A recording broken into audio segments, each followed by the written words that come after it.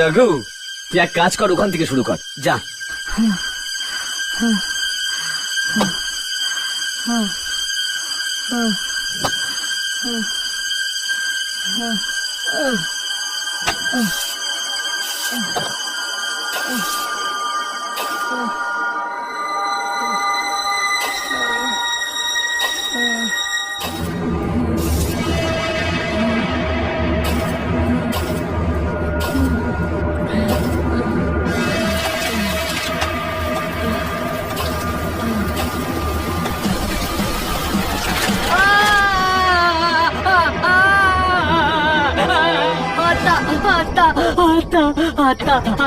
আরে আত্মা নয়, আত্মা নয়, এই দেখ তোর পা জড়িয়ে গেছে শিকড়ে, দেখ দেখ।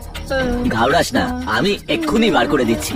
চল কোদালটা নিয়ে চল, বেরিয়ে যাই, চল যাই, চল চল চল চল চল চল।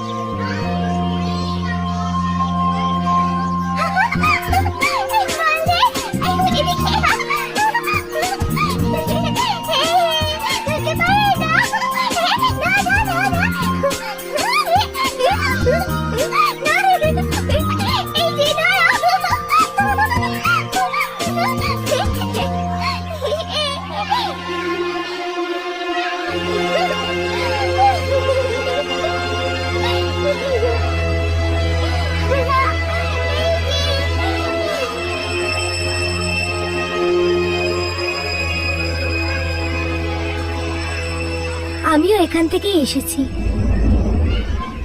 কিছু বছর আগেও আমি এই বাচ্চাদের মধ্যে একজন ছিলাম, অনাথ আর একলা।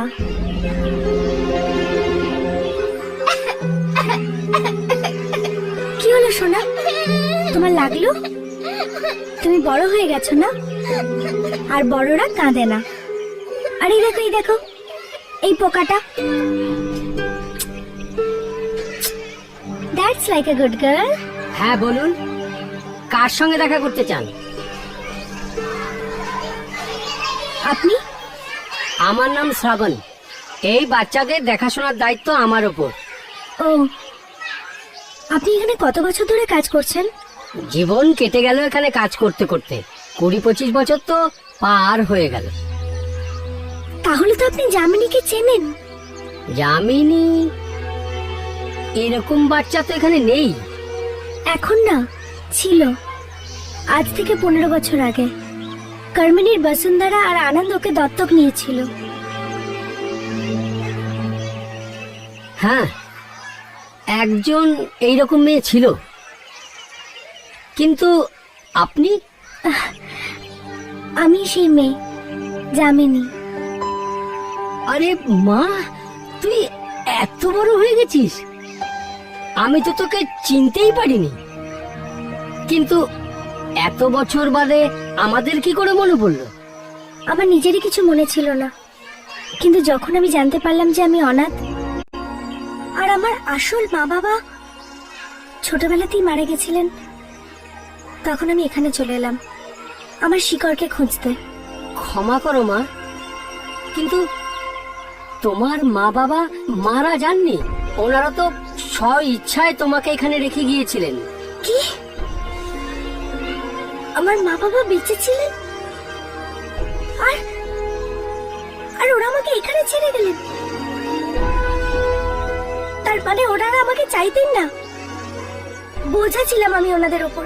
এইরকম ভাবে বলো না মা, নিশ্চয়ই ওনাদের কোনো সমস্যা ছিল। কোনো কিছু তো মেয়ের থেকে বড় হতে পারে না, না? যদি আমার মা বাবা বেঁচেই ছিলেন, তাহলে আপনি আমাকে অনাথ আশ্রমে রাখলেন কেন? মা, টাকার আমার খুব দরকার ছিল সে সময়, সেই জন্য। মানে কয়েকটা টাকার জন্য আপনি আমার ছেলেবেলাটা ছিনিয়ে নিলেন? না মা, এইভাবে বলো না। তুমি তো একটা খুব ভালো পরিবার পেয়েছিলে। আপনার কাছে অ্যাড্রেস আছে আমার আসল বাড়ির?